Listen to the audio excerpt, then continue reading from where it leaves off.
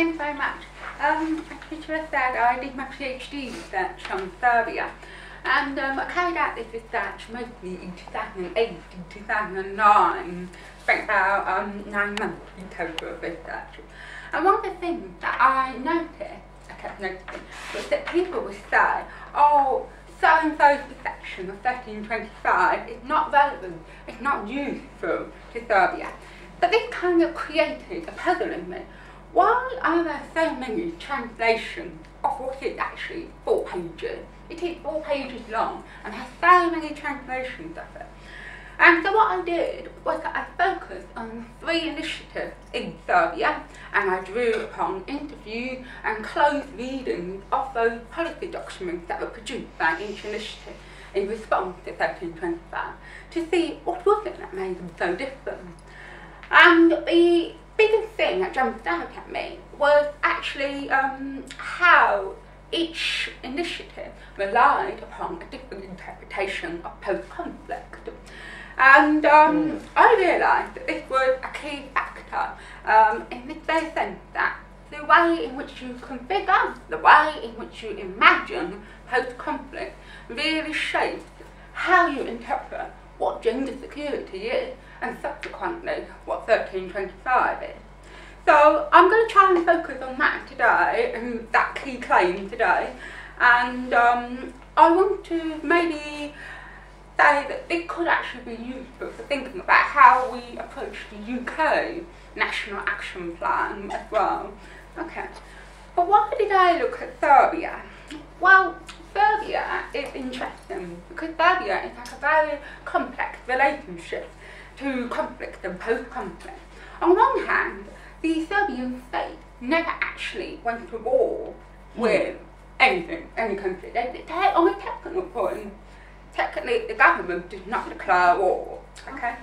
But the Milosevic government did put in huge amounts of money and funding the wars that happened in Bosnia-Herzegovina, Croatia and Kosovo. There were also soldiers from Serbia, and also Serbia took home a lot of refugees. There were a lot of economic problems in Serbia during the 90s in response to the wars in ex-Yugoslavia.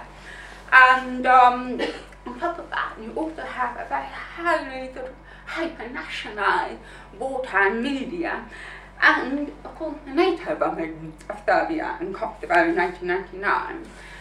Most significant though is now in contemporary Serbia, it's probably questions about the responsibility of Serbian state and society towards the war crimes that occurred during the 1990s. To what extent is Serbia responsible for the atrocities at Srebrenica in Bosnia-Herzegovina, for example? Okay, and those debates are very politicised and actually quite tense in Serbia today. And my argument is that our attitude, or the attitude of people working on 1325 in Serbia, is actually shaped by their responses to all of these post-conflict problems that Serbia may or may not have. So, as I said, I looked at 3 initiatives in the article. The first initiative is a UN system one, where a project partly funded by the UNDP to reduce the prevalence of small arms and light weapons in domestic violence would occur. I'm going to talk about that today because I want to focus on the other 2 because they are actually projects that are currently being funded by UN Women in Serbia. So they're funding those projects between 2011 and 2014, so I want to talk about them. Second initiative I looked at is one of an NGO, which some of you may have heard of, called Women in Black. And Women in Black is a feminist pacifist NGO who predominantly urge for political responsibility for the war crimes committed in the 90s. The third one that I want to look at is the National Action Plan to implement Resolution 1325 in Serbia, which has been initiated by the Ministry of Defence in Serbia. And this resolution, the National Action Plan, focuses on the incremental increase of women across a wide range of roles in the defence and military institutions. Okay, so we're going to focus on the last two. First, Women in Black. The draft resolution is an initiative pursued by Women in Black. They almost like reinterpreted, if you like, 1325 and wrote it on their own terms. So they localised the resolution, and that was quite important to them. A lot of activists emphasised to me, oh, we rewrote the resolution, we made it relevant to Serbia, yeah? And they presented this draft resolution to the Serbian Parliament every October 31st, yeah? And central to this resolution is the principle of political responsibility. So the way the recommendations that they wrote were related to issues around political responsibility. This is partly because Women in Black's view is that think that evasion of the political responsibility agenda is actually a manifestation of militarism, and there are gender security risks in not confronting the post-conflict problems. In particular, the idea that Serbia is responsible for the war crimes committed during the 90s. Okay, so their configuration of post-conflict, if you like, is that Serbia must confront the concerns of war crimes of the 90s. They must take responsibility and go for these crimes, and 1325 is a useful vehicle for achieving this objective. So this actually leads to a perception of gender security where we want to reconceptualise security and imagine a much more radical vision of security that moves away from the liberal democratic state and towards the conditions that you need for long-term recognition and long-term transformation. Okay? So that's one vision of 1325. The second vision, as I said, pursued by the Ministry of Defence in Serbia, thank you, it's a National Action Plan, which was passed in December of 2010. And they spent most of 2011 discussing on how to achieve those objectives established. The analysis in my article is based upon the process of establishing a National Action Plan. So that's rules and data from 2009. So I'm here in my discussion, I'm kind of building on that because I conducted new research in September last year.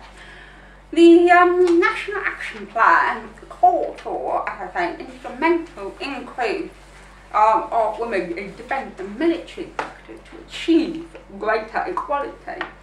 And there is a dominant representation here of post-conflict which emphasises Serbia's future participation in peacekeeping. And it wants to present Serbia, if you like, as a forward-thinking liberal democratic state without any post-conflict problem to resolve. So there is no dealing with the past, there is no dealing with the political responsibility issues. It is only about, here, we Serbia are going to put forward the new peacekeepers, and we must use them to present ourselves as a liberal democratic state. And here, gender security just means instrumental equality. I think it's having 35%. Yeah, 35% of the Serbian armed forces should be women. And this is also, some people say it's a bit of a public relations exercise.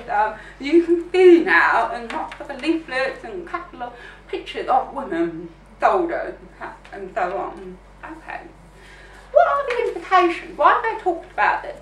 Well, I think that the disagreement about how to operationalise 1325 in Serbia is because of how we interpret post-conflict. And this, as I say, shapes how we think about gender security. So the first implication is how we conceptualise post-conflict does matter in relation to 1325. So in relation to the UK, and I have to admit I'm not an expert at all on the UK National Action Plan. I think most of you here are. But I did find it quite curious that there was nothing on Northern Ireland in there. Yeah, there's nothing about that in there either.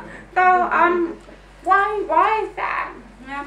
And then the second implication, I think, is that Serbia, the post-conflict state, it's highly fraught and there are lots of tension.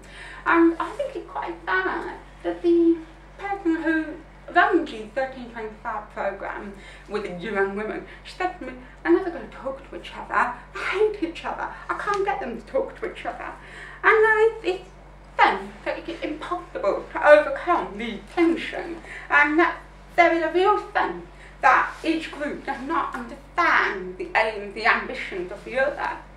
So, how can we build, I think, a better understanding? It is not about trying to make a better policy, this is the perfect policy, but I think it's about having a more meaningful policy, where we can understand why one person thinks that way, even if we don't agree with them. That's all I'm going to say. Thank you.